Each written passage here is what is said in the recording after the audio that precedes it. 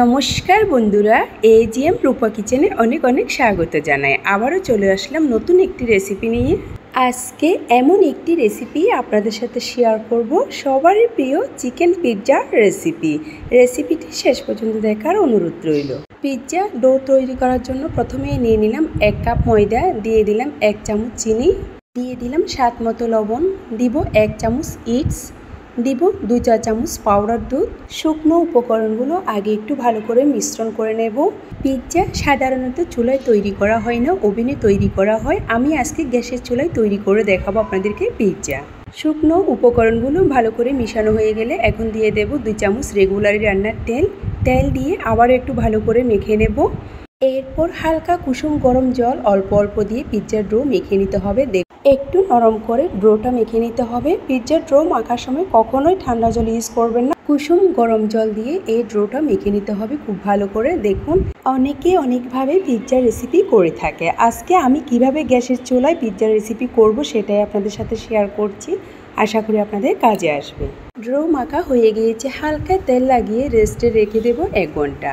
যেহেতু আমরা বানাবো চিকেন পিৎজা, চলুন ওইদিকে চিকেনটা রেডি করে নিই। চলে আসলাম চিকেন নিয়ে। আমি এখানে চিকেনগুলো একটু ছোটো ছোটো করে কেটে নিয়েছি। প্রথমেই দিয়ে দেব 1 চামচ গোলমরিচ গুঁড়ো, 1 চামচ মরিচ গুঁড়ো, আধা চামচ জিরে গুঁড়ো, দিব স্বাদ মতো লবণ, দিব আধা চামচ রসুন বাটা, আধা চামচ আদা বাটা, দিব 1 চামচ টমেটো সস। টমেটো সসটা আমার হাতে বানানো, রেসিপিটি দেওয়া আছে আমার চ্যানেলে, কারো প্রয়োজন হলে দেখে নিতে পারেন। দিব 1 পিস লেবু চিপে, অবশ্যই লেবুটা ইউজ করবেন। সব উপকরণ দেওয়া হয়ে গেলে খুব ভালো করে মেখে নেব। আচ্ছা, এখানে একটা কথা বলি, আপনারা যখনই পিৎজা বানাবেন অবশ্যই চিকেন পিৎজাটা বানাবেন। এটা খেতে দুর্দান্ত স্বাদ হয় এবং পরিবারের সবারই পছন্দ করে। এখন রেস্টে রেখে দেব 10 মিনিট। চলে আসলাম 10 মিনিট পর। প্রথমেই চুলায় পাত্র বসিয়ে দিলাম। এখন দিয়ে দিলাম সামান্য পরিমাণ তেল। চিকেনগুলো একটু ভেজে নেব। দেখুন, তেল দিয়ে চিকেনগুলো দিয়ে দিলাম, ভালো করে একটু ভেজে নেব। চিকেন ভাজতে কোনো জল ইউজ করতে হবে না, আপনি নিজেই দেখতে পারবেন কিছুক্ষণ পর চিকেন থেকে অনেকটাই জল বের হয়েছে। এখন একটু দিয়ে দিলাম ঢেকে। চলে আসলাম 2-3 মিনিট পর। দেখুন, অনেকটাই জল বের হয়েছে। একটু নেড়ে চেড়ে দিয়ে আবার একটু দিয়ে দিলাম ঢেকে। দেখুন, চিকেন ভাজা প্রায় হয়ে আসলো। এখন একটু নেড়ে চেড়ে নামিয়ে নেব। ফাইনালি চিকেন ভাজা হয়ে গিয়েছে, এখন নামিয়ে নিলাম। চলে যাব পিৎজা রেডি করতে। চলে আসলাম 1 ঘন্টা পর। পিৎজার ডোটা আরেকটু ভালো করে মেখে নেব। দেখুন, একটু নরম করে মেখে নিতে হবে পিৎজার ডো।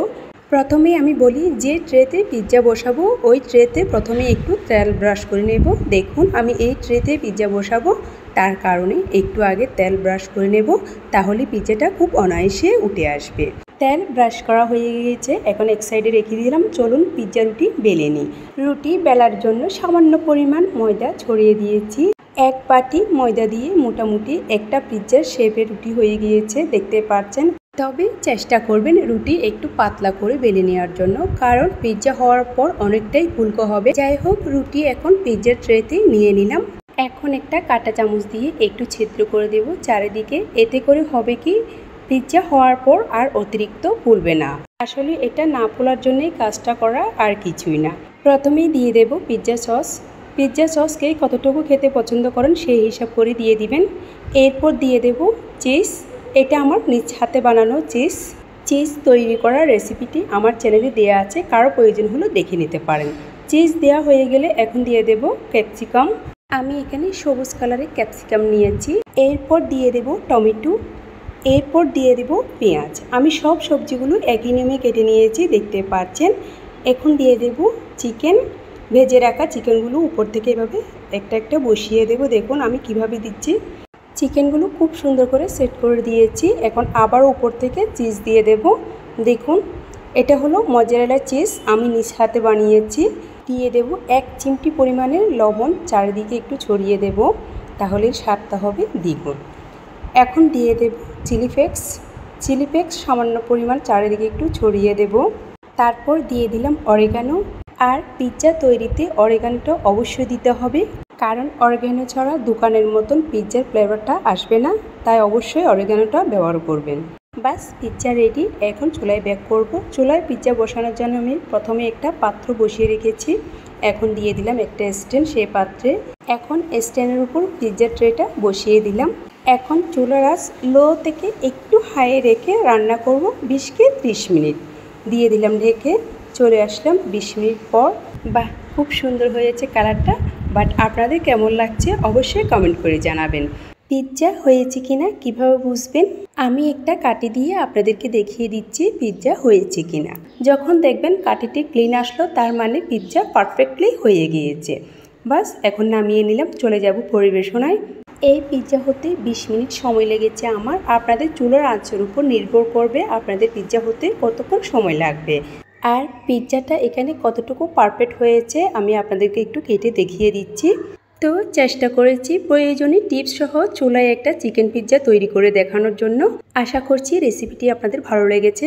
আপনাদের ভিডিওটি ভালো লেগে থাকলে ইউটিউব থেকে দেখলে চ্যানেলটি সাবস্ক্রাইব করে দেওয়ার অনুরোধ রইল। ফেসবুক পেজ থেকে দেখলে পেজটি ফলো করে দেওয়ার অনুরোধ রইল। তো আজকে চিকেন পিৎজার রেসিপি খুবই সহজ পদ্ধতি দেখিয়েছি। এর চেয়ে সহজ পদ্ধতি আর হতেই পারে না।